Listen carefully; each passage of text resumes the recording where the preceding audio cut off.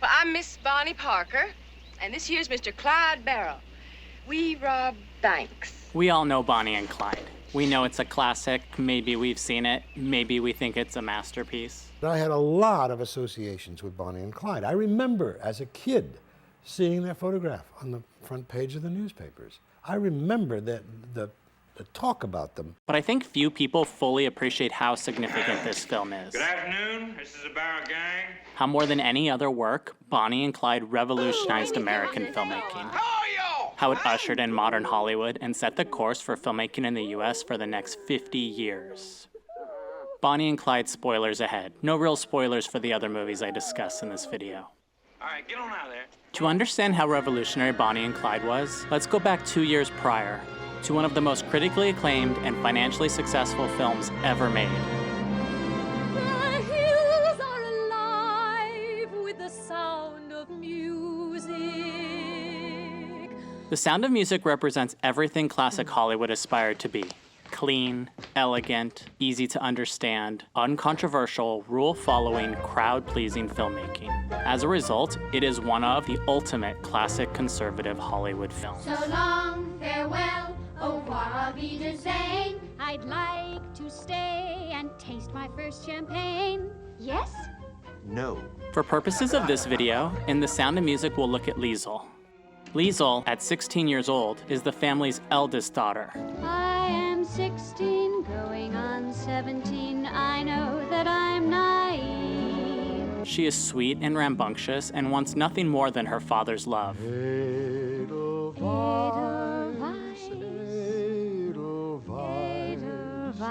And also is over the moon when her crush gives her a kiss.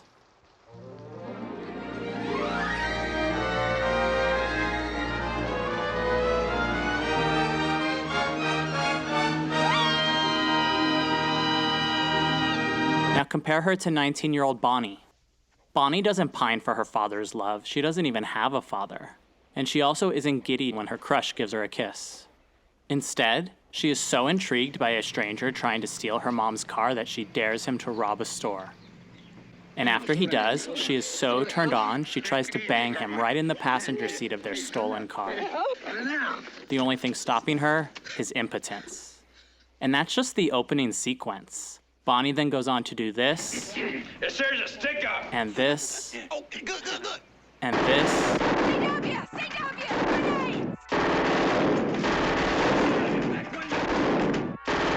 Let me reiterate. I am 16, going on 17, innocent as a rose. Bachelor dandies, drinkers of brandies, what do I know of those? Get on down there and you put on your white uniform. Pink. It's pink. And them truck drivers come in there to eat your greasy burgers and they kid you and you kid them back, but they're stupid and dumb boys with the big old tattoos on them and you don't like it. And they ask you for dates and sometimes you go, but you mostly don't because all they're ever trying to do is get in your pants whether you want them to or not. Age-wise, these girls could have gone to school together. These are their love interests. You need someone older and wiser telling you what to do. I chopped 2 toes off that foot with an axe. What? Why? To get off a work detail. You won't see it? These are their families.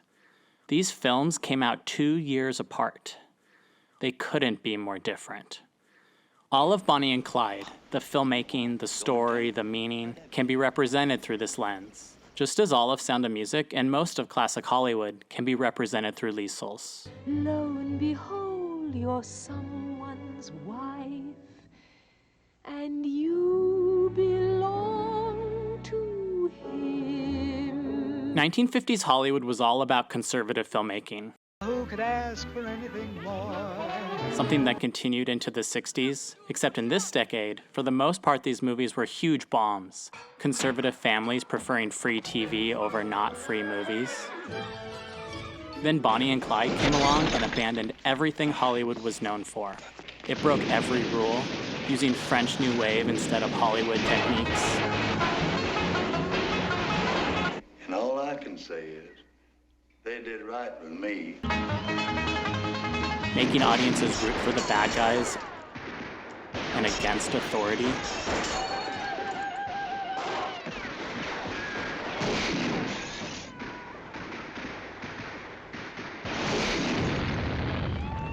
depicting violence like, society like. There I was, staring square into the face of death. Law enforcement like. How about that? Elders like. I'm just an old woman and Miss I Parker. don't know nothing. But Miss Park, come on now. You sure you ain't got no peach pies? Conservatives I like. don't believe you. The preacher's daughter like. Damn it! You almost got us killed! It was unlike anything anyone had ever seen. Audiences responded, the film connecting and becoming a huge sleeper hit. For 1967 was the counterculture movement, civil rights, the Vietnam War. This was an entire demographic completely uninterested in conservative films and conservative filmmaking. It's important to note that at everything but the plot level, Bonnie and Clyde is not about robbing banks or shooting cops. I hear you taking real good care of the baby in the family, huh? The film is also not a morality tale. People who think it's about how crime doesn't pay or justice prevails, in my opinion, couldn't be more wrong. Crime does pay, here and here. Where's the justice for this family? Used to be my place. Or everyone here?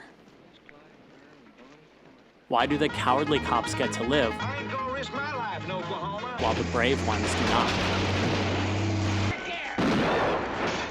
Why are Bonnie and Clyde, vicious killers, depicted as innocent lovers before they are massacred? Why is the film somber post-massacre? And why does it end on that note? To understand what Bonnie and Clyde is about, you have to look beyond the robberies and killings, and at the little moments. Moments like these.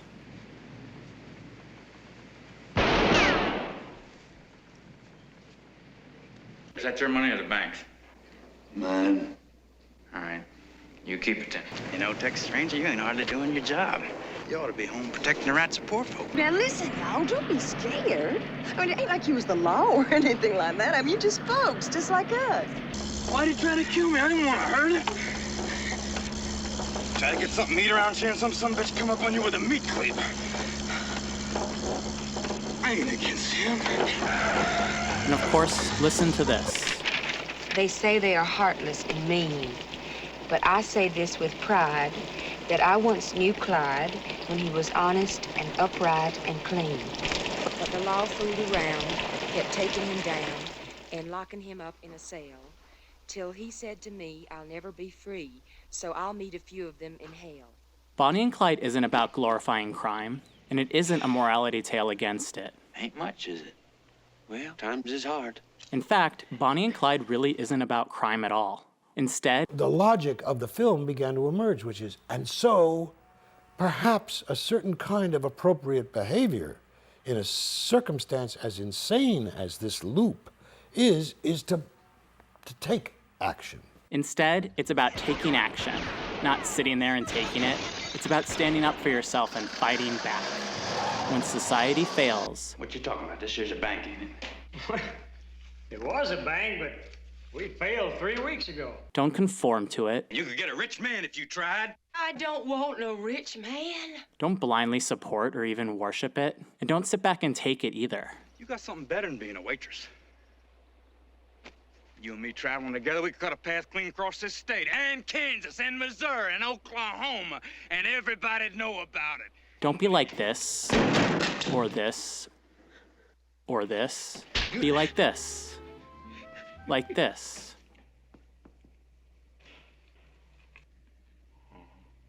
And of course, Bonnie and Clyde is also about violence. Or rather, how violence is depicted. Classic Hollywood liked to depict violence as simple, as clean and quick and painless. And when used by the good guys, as honorable and just, as a way to become heroes, to stop bad and defeat evil. This time right between the eyes. Not like this. Or this. Like this.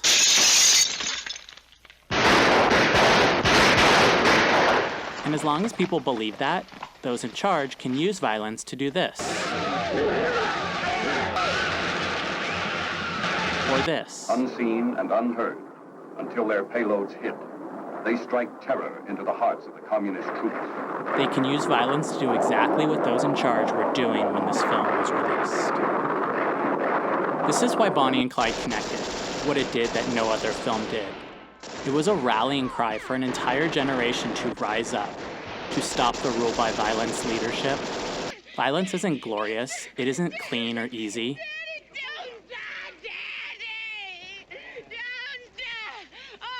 Violence is awful, and society stops the individual from using it, but who stops society? Hollywood followed suit, and soon every film was either about how awful society and those who ran it were. He wants to kill me so bad he can taste it. How can I always gonna kill anybody? About rebelling against them. What you represent to them is freedom. What the hell's wrong with freedom, man? That's what it's all about. Oh, yeah, that's right. That's what it's all about, all right. But talking about it and being it, that's two different things. Or both. No, no, no, no, no, no, no, no, no. We're about to accuse Haldeman, who only happens to be the second most important man in this country, of conducting a criminal conspiracy from inside the White House. It would be nice if we were right. You double-checked your sources? That's right. Bernstein, are you sure on this story? Absolutely. Woodward? I'm sure. Talk to me like that, you little foul Traitor! degenerate. Remember Nathan Hale, right? Calm down, She's Madam, a please. commie pig, and we're Don't gonna nail you every last advise one of you. me. You'll all end up like this. Oh!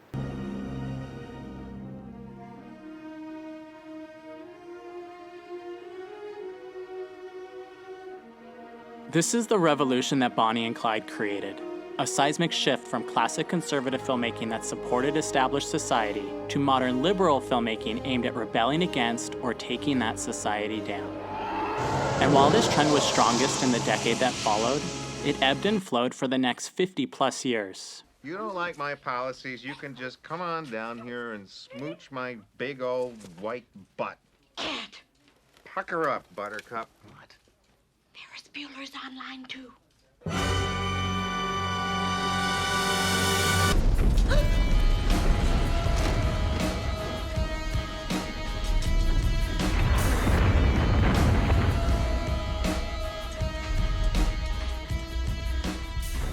You met me at a very strange time in my life. And we will show the Sky people So to tell what you do, I will. that they cannot take whatever they want. Soon for KMCV. And that this Big singer. is our land. No, Mayor! Until now. Why are we hesitating? Barron told us to get law. This is law. Barron told us to get the system. If it's not embedded in the economic depression, it doesn't make sense. That's the system. Or maybe a couple years ago. For I believe we are currently in another incredibly revolutionary period, the largest since Bonnie and Clyde and everything that came in its wake. In fact, I think we've already witnessed this era's Bonnie and Clyde. But that's for another video.